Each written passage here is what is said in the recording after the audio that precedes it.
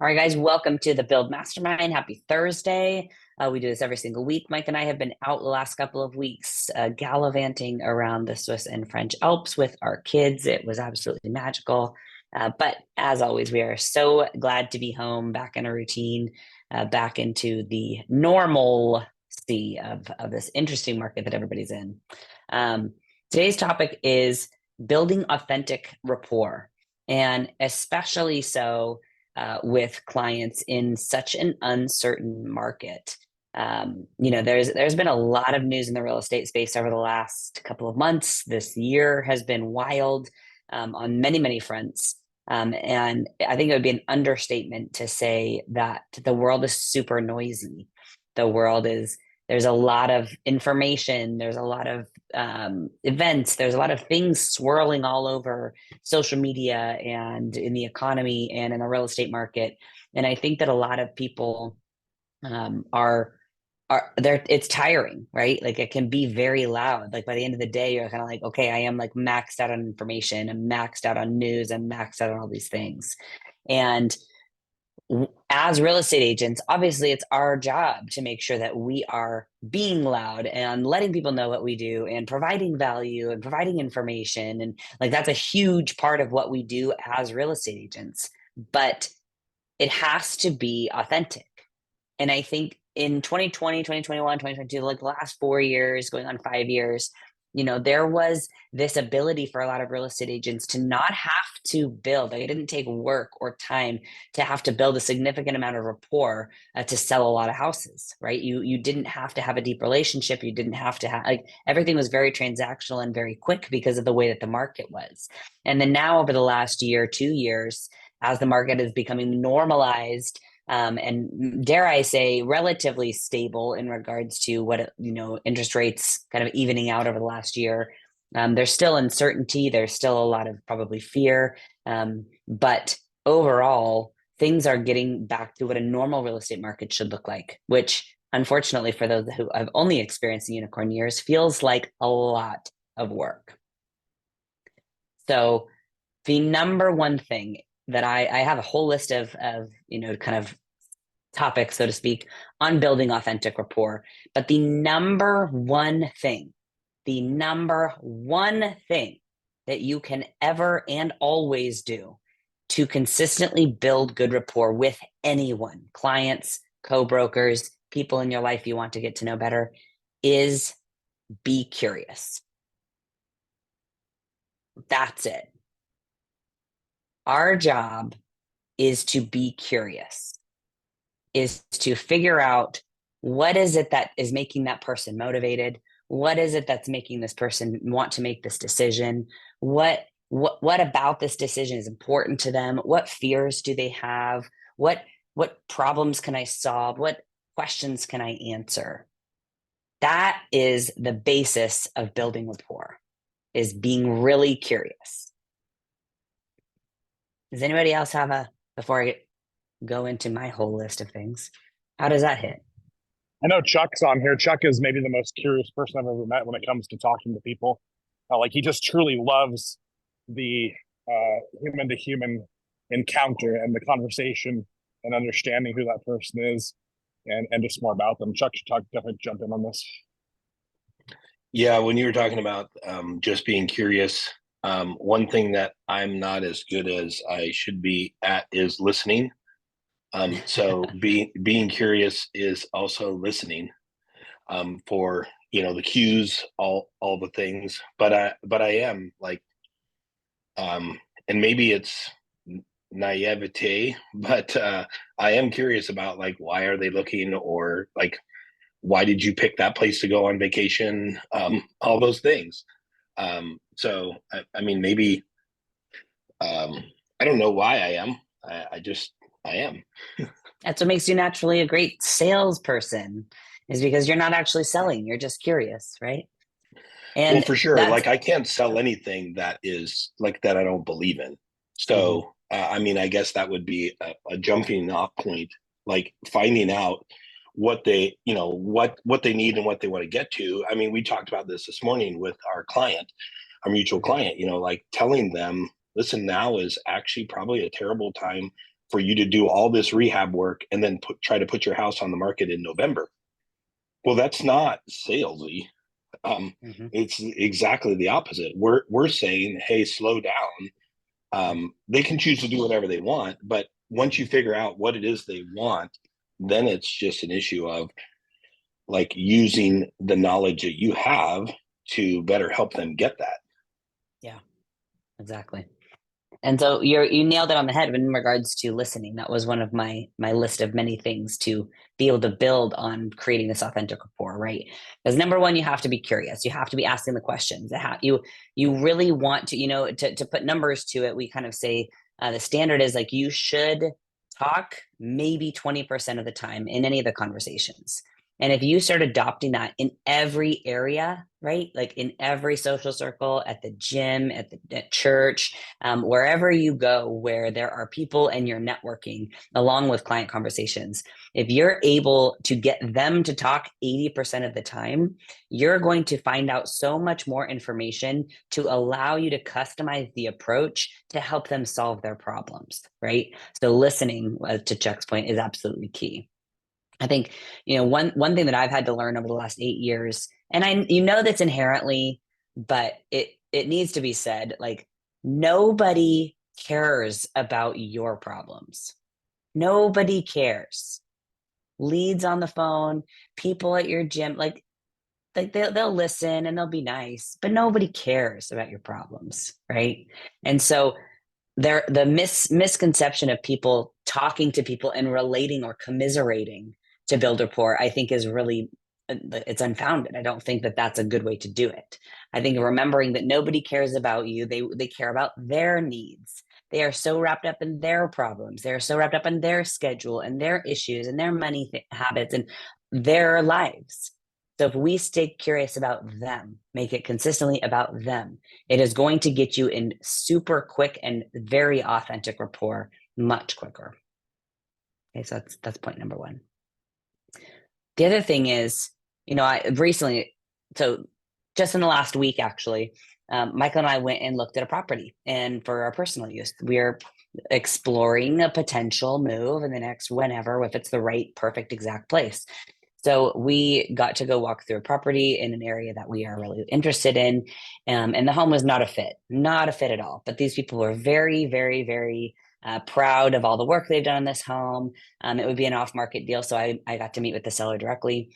And afterward, I knew it wasn't a fit. We knew it wasn't a fit walking through it. But of course, we, walked for the showing and gave her some compliments and all that. Well, she followed up and she asked for feedback.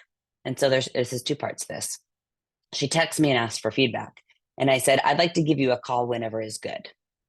So I call her and I said, how honest do you want me to be with feedback? And she said, I want you like lay it on me. Totally. Like I want to know exactly. And so I did. And I was tactful, but I let her know some of the areas that I felt like were diminishing the perception of value from the perspective of a buyer and as a real estate agent. And I went into great detail and gave her some specifics on things that she could do to improve. And then I asked her like if her goal was to sell it quickly or to sell it for more money. And we had this whole conversation.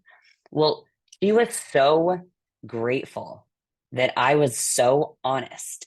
Because every single person, she said she'd have 5 other realtors in the last year and a half, 18 months or so, come through the property and give her tidbits and give her, ideas and kind of give her feedback. And she said, mine was the most honest in the shortest amount of time. She said, hearing what you've just told me, I feel like some of these other people were trying to tell me what they think I wanted to hear so that they could get the sale. And that kind of stuck with me because I am all of a sudden in such great rapport with the seller. I'm not even trying to get this listing. I was legit trying to see if I wanted to buy this house. Like I'm still not trying to get this listing. But the fact that I came at it so authentic and so candid, but tactful, she was like, it was a very productive and very good conversation. We left it on a very good note. And so another part of really creating authentic rapport is that you have to be authentic in conversation. You have to be candid and tactful. You can't walk in and give people these false compliments on their property, or give them false compliments on whatever it is. Like, people know, people are very in tune these days, right? So you can even feel if somebody's trying to be salesy, or if they're being absolutely honest and authentic with any sort of feedback or compliments. Rachel, what are some of the things that you hear agents say that come off as really inauthentic, that people should maybe be aware of? Mm. I think a lot of agents, especially if they're trying to get a listing, or like in this case with this property, I think people go in and be like, they are afraid to criticize because they don't want that person to think negatively or feel bad or something. And so they'll say things like, "Oh, it's beautiful. I'm sure it will sell quickly." And like that in and of itself feels empty. In and of itself feels like it's not a data backed statement. It's like a false feel good emotion.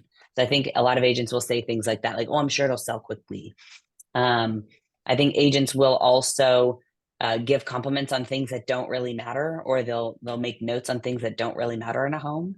Or I don't know. I think that overall, like, the agents will tend to not be as candid or be as authentic with any sort of feedback in a situation like that, because they want to try to make that person feel good as opposed to giving them the truth on what's going to get the job done. Yeah, I could definitely agree with that. Um, what I've seen is just an inability for a lot of agents to step outside the comfort zone and play truth teller for a moment. Like you're saying, like they just want to tell the person what they think they want to hear instead of what they need to hear. And that doesn't actually serve the person at a very, very high level. And it may even be an integrity issue at that point. Like, are you actually speaking truth to the person, or are you just full of shit and telling them what you think they want to hear? 100%. And I think that as we're moving into this new market, right? We had a great mastermind yesterday with some local team leaders. And one of the things that stuck out to me was one of our very good friends and fellow team leader in the area said, like, now is not the time to be just trying to text people. Like, now more than anything, people need voice to voice. People need connection. They need to hear the inflection in your voice. They need to hear the authenticity and the genuine nature in your voice when you're talking to them. So that really struck me yesterday when Mindy said that. She's spot on. Well, to I add on think to what Mike was saying, like um, as an agent on the team, we often get stuck in our head the cost of a lead, and so like we don't want to burn the leads, and so being the truth teller sometimes is literally like this person doesn't have a snowball's chance in hell to get a house, and like you have to say that nicely, but you have to tell them the truth rather than Yeah. oh, I'm going to do this, this, and this to see if we can get you a house, when they're saying, I want my payment to be $1,200. Well, Yeah. not here. Yeah. You know? Yeah. Jen, you were gonna say something. Yeah, I forgot what it was. Okay. Fair enough. I think it was just that's right. You guys were you mentioned earlier, and I've had this conversation with some past clients of mine recently too, is like, this isn't a good time for you right now. Like, you have to be able to authentically say, from my experience and my expertise, this isn't in your financial best interest to do this right now. And that shows how authentic you are. You're an instant rapport when you talk Yeah. them out of something versus Yes. sounding like you're trying to talk them into something. Yeah. And this same past client of mine has cycled back a couple times, and I'm like, you can do this. I mean, I can certainly help you do this, but I would say you're going to be in a better financial situation if you wait another year or two. Period. Like, that's the way it is. And that truth telling and honesty and authentic nature is why they will continue to come and rely on me and my expertise, because they know I'm going to be truthful. 100%. One of the other things I see agents do is they allow mistruth to just go unaccounted for. Meaning, like, a client or a lead says something and they don't challenge that thinking or that falsehood into truth.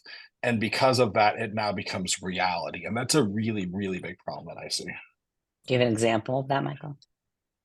Where somebody like, well, okay, let's just talk about a particular listing in Woodinville, and like where someone's like, hey, I hate the staging, right? Like the seller. And being willing to tell that person, like, hey, I can appreciate that you don't like the staging, but it's not really about you liking the staging. It's about putting staging in the house that we think is going to resonate with buyers, and it's going to elevate the space that your home has, so it's positioned to sell for the most amount of money. So your personal taste, while I can appreciate it for the staging furniture, really has absolutely nothing to do with your home selling or not selling. And the reason your home hasn't sold is not because that lampshade in the bedroom is ugly. It's because your home is overpriced by $100,000. Just want to be super clear with you about that. So there's just kind of an idea of what you could say potentially. 100%. That's exactly what was going through my mind when you brought that up too. It's like, I think a lot of agents would probably say something like they work out of fear for their client being unhappy, as opposed to holding ground and saying, no, the reason you're feeling unhappy is because we together have not gotten the results that we're after yet, but the reason is not the reason you think it is. Right? You're finding any reason that could be possibly my fault or the fault of something outside of the fact that your home is just simply overpriced. Right? And You've ever heard like my side of a lot of these hard conversations with people, and I get like excited when somebody says some bullshit like this, because I'm like, all right, sweet, we got an opportunity to really bring you back to reality and to really shake you up, and I'm not going to miss out on that opportunity. That, because that's where transformation starts to happen with people. You know what I mean? When you get them out of their own way and back to truth. Yeah, exactly. Yeah. So, Mike, how do you Jim's build rapport with a client, a hypothetical client who has the name of a piece of fruit that you've bought and sold 5 houses with, even though you've told them this does not make sense and you're bringing a check to the table to close? How do you stay in rapport with somebody like that when, to Jen's point, like most of the time we're going to say now is actually not a really good time, and they're going to push forward and say, but I want to do it? Yeah, I mean, I will talk. You've heard me talk people out of things all the time. Like I've talked my way out of probably $300,000 or $400,000 worth of income over the years, just because I care about people and I care about them getting the outcome that they really are craving, not just the short-term temporary win that they see. That's not really the true win, because it's kind of it's kind of like basically just shortchanging themselves. So I just try to be honest, like with the person that you're talking about. I told them up front that I didn't think it was a good time to sell, that I thought they should live in the home for a few more years. And then I just reiterated every single time that they asked for feedback on the house. I said, I just don't know that this is the right time to sell your house. You haven't been there long enough to have enough equity to sell without bringing a check to closing. We have a pricing problem. Like we optimized the price like 4 different times on that listing, get it actually to a place where it would sell. And then it ultimately did sell, and they are bringing a check to closing, but they're totally cool with that. Like they're skipping to closing with a $7,500 check because they knew about the whole time, and they chose that as their outcome. They said, hey, like the client literally called me and said, Mike, and I know this client really well because I've sold him 5 houses. He's actually become kind of a friend of ours. And he said, Mike, I'd rather bring a check to closing than continue to stay here. Like I want out that bad. And I said, cool. Mm-hmm. As long as you know what you're getting into, and you know that I don't think this is the best thing for you, but you still want to do it, and it's not going to be catastrophic. Like you're not going to lose $1 million, but you're going to maybe lose $10,000. I will help you get the outcome you want. I'm going to challenge your thinking along the way, but if ultimately that's the way you decide to go, I will still help you get there. Mm-hmm. Yeah, I think to that point, like there's absolutely, it's absolutely possible to stay in rapport with somebody, and instead of framing decisions that they're making in real estate as right or wrong, it's simply, we are the bringers of the information. We are the presenters of the options, and ultimately it's their choice. But as long as we're continuing to stay honest, just like Michael did in the fruit family, right? In that case, he's continuing to remind them, like, hey, just FYI, this decision will result in you bringing money to the table. This decision will result in potentially less money, with our client check that we were talking about, the mutual client. It's like, I'll continue to remind them, this is not the best time of year. If you're looking for a particular amount of equity to pull out of this property, my suggestion is to wait 3 more months, which I understand is 3 more months of mortgage payments, but you will make more, right? Probably exponentially more by waiting until February or March to sell this property, as opposed to trying to sell this type of property in November or December. And so continuing to remind them, if they still want to list it, of course I'm going to list it, and I'm going to sling it, and I'm going to, we're going to market the shit out of it, and we're going to do all the things. But continuing to remind them, like, we can stay in rapport as long as we're continuing to set those expectations, because it's that basis of honesty and authenticity that keeps people in rapport, not necessarily that, if we lied to them and told them, oh, it doesn't matter. It doesn't matter at all. We could list it in November, we could list it in February, you'll get the same number. Like, that's not being honest as a real estate agent. And those are the things that get you out of rapport very, very quickly, when you are not being honest with the actual market climate. So I think the other thing is, like, you have to separate yourself from the outcome. Like, I don't care if I get fired by these people. If they do, that sucks. But it's not going to keep me from telling them the truth. That's for damn sure. And I haven't gotten fired yet, knock on wood, over the years, but it could happen, because people aren't prepared to hear that truth in certain instances. But more often than not, if you've set expectations up front and you drive them back to those initial expectations, you said, hey, remember when I told you X? That is super, super resonating with that person, because now you were like a fortune teller. You knew this issue was going to come up. It did come up, and you remind them that you had kind of, warned them about that problem preemptively. Mm-hmm. What did I tell you when we were in Switzerland, Rachel? I said, my full-time job is calling people out on their bullshit, right? That's all I do. It doesn't matter if it's with agents. It doesn't matter if it's with buyers or sellers, with builders, whatever. That's my full-time job, is calling people out on their bullshit. Not until. I have like a really good, this is coming to mind constantly. So I had these clients, we offered on a home, we offered very low for the list prices, very high price point. And the sellers countered, my clients weren't willing to go up. So we just left it. Had a conversation with them, and they were like, we're just going to sit and wait and see what happens with this property, because we really love it, but we don't think it's at the value. It's like hundreds of $1,000s more than they think it's worth. So, okay. And then every week, 2 weeks, the wife would check in with me. Oh, you see it's still active. What can we do? I'm checking with the agent. And I'm very clear with them. I'm like, listen, unless you come to at minimum this probably price point, they won't even consider it. Like, it's just the way it is. This happens for like 2 months, 3 months, 4 months, I don't know, quite some time. And then she comes back and she's like, okay, well, I think she's convincing her husband. Her husband is the one who's really dragging his feet on the value. And when I talk to him, he's not in love with the property. She is.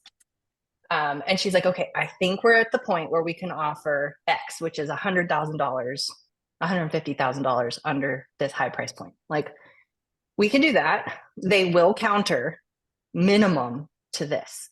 Is he willing to consider that? Are you guys willing to consider that? She's, let me talk to him. Comes back to me. She's like, you know what? The husband is totally not. And I think I'm just done. I think I'm done looking at this home. Thank you so much. Da, da, da. Okay. I get a call from the listing agent approximately 5 days later. The wife called the listing agent directly and started talking with him. He's trying to write an offer to do dual agency. And then he checked in and figured out that they had agency with me because he remembered my offer coming in. And I got her on the phone and I was like, what's going on here? Like, we had this conversation. You've told me numerous times you were done looking at this property, and now you're going directly to the listing agent. I really don't understand where the miscommunication is here.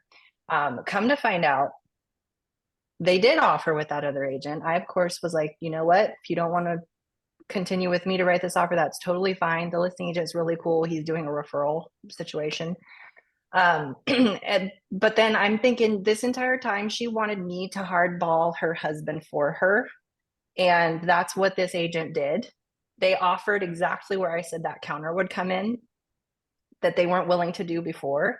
And at the end of the day, I have to divorce myself from that outcome and say, I was telling the truth. Literally every single conversation I cycled in every single time. And it wasn't the outcome she wanted to hear from me. And I wasn't convincing her husband for her. So she decided to go to an agent who would do that. And ethically, I'm like, I know this man doesn't love this home and he didn't want to pay that price. And I was honest that that's the price that and so they ended up going mutual at that price. And I'm personally okay with it. I would rather do that than be the one to strong arm some client into writing an offer that they are not happy with. I truly believe he's going to be unhappy paying that price because of all the conversations I've had with him. And I'm okay with it. So sometimes you have to be prepared to be fired by your client by being that true teller. Mike, what you mentioned brought this up in the front of my mind. It's like, yeah, it sucks. I'm really kind of cranky that she stepped around after we had a great conversation. And then 2 days later, she called up this other agent. But that's not on me. That's on her. So sometimes you just have to take that and be like, all right, well, at least I'm authentic and honest, and I'm going to carry that forward to my next client. Anna's on here. Anna, you should chime in. I mean, you have a front row seat to many hard conversations, both inter-team and with clients. What can you share? I mean, always when you're talking to a client, that thought comes up to your mind, but sometimes it's easier to ignore it than to confront it head on. And I found that if you don't say it at that moment, it'll still come up and it'll be more painful than if you were just to confront it when it came up. Right. The mistruth becomes reality, right? Mhm. If unchallenged, that's the way that people work. If I say something to you, Anna, that is not truthful, but it's what I think is reality, and you don't bring me back to reality, that now becomes the new norm, right? That's now what you and I have accepted to be true because you didn't tell me it wasn't, right? Exactly. Yeah. And Jen, to your point, I think there are always going to be situations like that, and divorcing yourself from that outcome is exactly what needed to happen. Because I mean, a year from now, when that husband has been paying these huge mortgage payments and he's living in this house that he really didn't want, he's not going to think negatively of you, right? He's going to think negatively of that agent that coerced him and strong armed him into this house to make his wife happy. And you don't want to be at the receiving end of that energy in 2-3 years from now, right? Like that's totally what you avoid. Like that's sounds Well, like a and nightmare. maybe he will and maybe he won't, but at the end of the day, it doesn't really matter because Jen did the right thing. Yeah. And it is anybody who's sold real estate for any amount of time has had similar situations. I know that Mike and Anna have somebody going right now that is 75 or something, and he's offering on a place that has a bunch of stairs. I have the same thing, and I told these people and told them, like, are you sure you want to buy a house that has all these stairs? Yes, yes, yes. And then she ends up with knee surgery, and they got to sell the house. And I'm like, I love you guys, and I'm I thankful for also the told you business, so. but I didn't really want to sell your house this quickly. Like, I wanted to help you get something that was the right fit for you the first time. So they only have themselves to blame, but sometimes they're going to blame you anyway, and it doesn't really matter. But it is just like, you have to be okay with whatever the outcome is when we're giving them hard truths. Sometimes truth is hard. So I mean, hard or easy truths, like, it's how they take it. And so like my people up on the concrete vacant land thing, I finally told them, listen, we should just rescind this offer. I'll get you your earnest money back, because you guys aren't even going to be able to sleep at night with this stupid $300,000 property. You're going to be rolling over in your beds thinking about what's going to happen. This doesn't make sense. Like, they're bringing me cinnamon rolls now on showings. And they said they were going to stop looking for 2 years. So like, it is just the doing what is right for the client, is what our job is. And sometimes that is calling out the BS. Sometimes it's just kind of realigning their thinking. Most of the time it is, like, what do you, in the fruit case, like, what is the cost of staying there for them mentally? If they absolutely hate it, $7,500 is cheap. Like, and if you just say, like, it's not really the right time to sell it, but if it costs you $10,000 to get out of this, would that be worth it to you? And that's harder because to one person, $10,000 is a lot of money, and to the next person, it's not. And so if it cost you $10,000 to get out of it, would that be worth it to you? if they say yes, okay, well, like, let's take some swings at it. Yeah. Rachel, you and I, but just to get back to our original topic here on authenticity and rapport, you and I actually got into real estate to change the norms in our area for how real estate agents conduct themselves, right? Like we were sick of the 100%. bullshit reputation that agents had on being slimy, on being salesy, on being self-centered, on being fake. And we're like, okay, we're going to get in real estate and we're not going to do any of this bullshit. And if we're successful, that's great. If we're not, then we'll be good with that too. But we're going to be ourselves, and we're not going to change who we are just because that's the stereotypical real estate agent norm. Like we're going to live by a different code and have a different code where our values are unchanged and unwavered, irregardless of whether we make money or not, you know? Yep, 100%. And I think that's what I was going to kind of come back to is, how about building authentic rapport with brand new leads, right? Or brand new people that are brought into your world. Like what does it look like in the conversations when you're trying to build rapport with somebody that is probably talking to 4 or 5 other real estate agents, right? Like my gal who I went and saw her house, like she's talked to multiple other agents, and there's constant conversation. Most people know at least a handful of real estate agents. And I constantly get messages from people in my sphere, hey, Rach, like I'd love to pick your brain on this and what I should do with this part of my house, or if this would make sense for my value of my house, or if now is a good time for this. And I would be disillusioned to think that they're not also doing that to 4 or 5 other people, right? So we have to remember where people are. Like take ourselves out of this. Like number one, it's awesome that they are reaching out to you. That shows that you're doing something right in regards to keeping the forefront of what you do every day alive, right, and present for people to see on social media or whatever.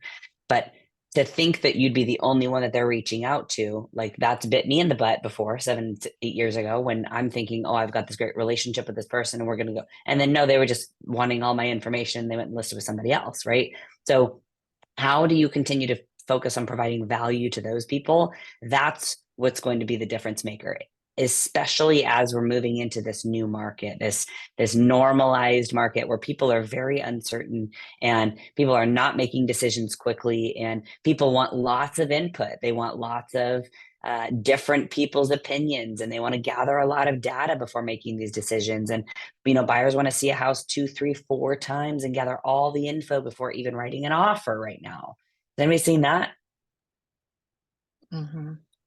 Let's hear I it. think in that situation, not only do you have to be a truth teller and be honest from your very first conversation, but you also have to do what you say you're going to do. Yeah. Right. Like put your actions where your mouth is, and that shows continuity of what their first impression of you is to ongoing. That's how they're going to make their decision about whether they want to work with you or with somebody else. So if you say, hey, I'll call you back next Tuesday at 10, literally call them back next Tuesday at 10.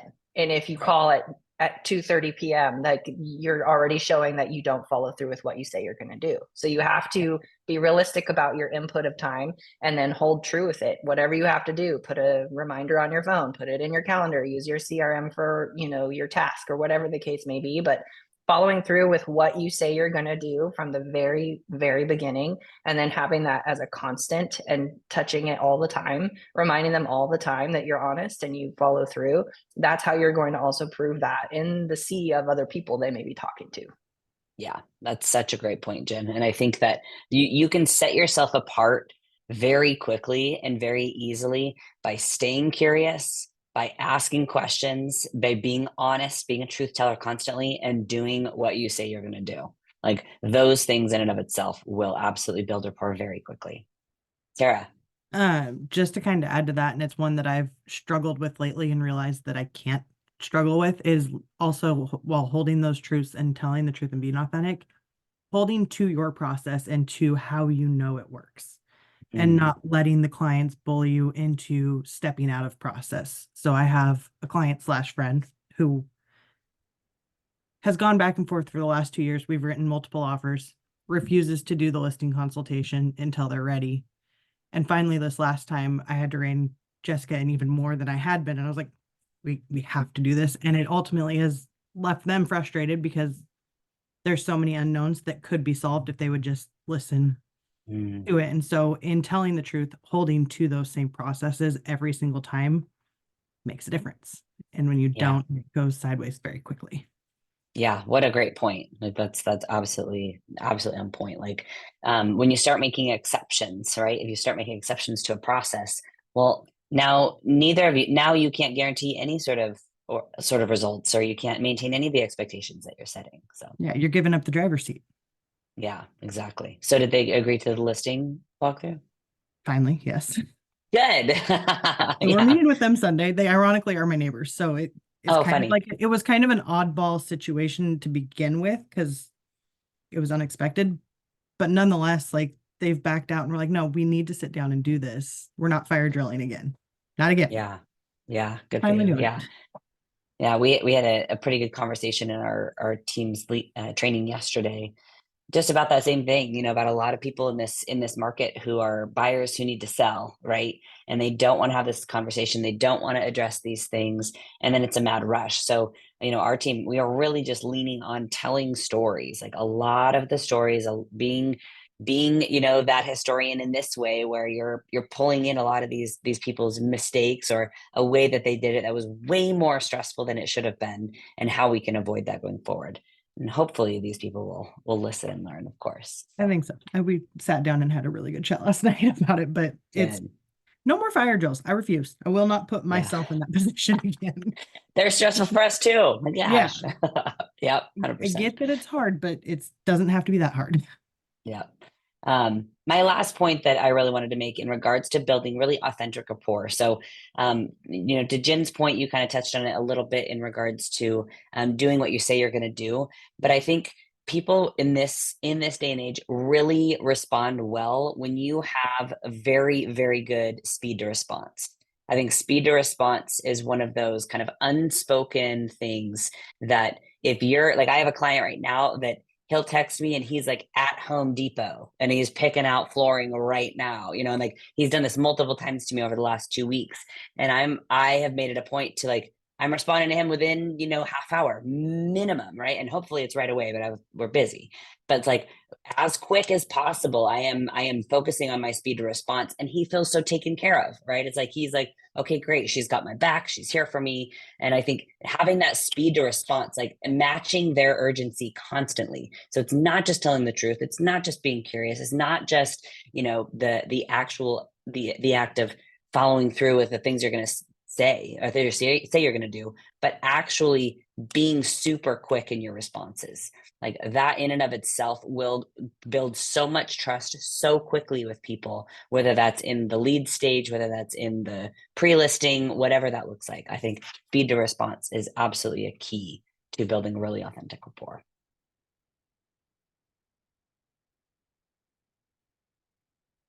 Any comments, questions, stories? Yeah, I'm mute. I think that stories are important. So like my Marysville listing, we had a cash offer that those people walked, and then we were really getting kind of fed up with the current buyers, and they talked about, if this thing falls through, we're just going to rent it. Well, their house is pristine, and so I told them about your Marysville Rambler, that the people literally ripped out the plumbing, all the wiring, all, like they just destroyed this house. And I mean, I said, you're going to be in Indiana, like how much can you rent it for to risk this kind of, I mean, their house is beautiful. It's not going to be beautiful when any renter gets done with it. And so I'm really thankful that they stayed the course, because as we saw with our mutual client, like it's a train wreck now. It's going to cost them so much money. Yep. Totally. Love it. Well, guys, thanks for the convo today. Excited to continue to navigate through this very interesting market, really focusing on people, really putting people over the transaction, really focusing on people's wants, needs, and finding the people who are really needing to make a move, because those are the ones that are really going to be the only ones making a move right now, right? Selling or buying are people who need to, who have a great need. So thanks, guys, and happy Thursday. We will see you guys next week.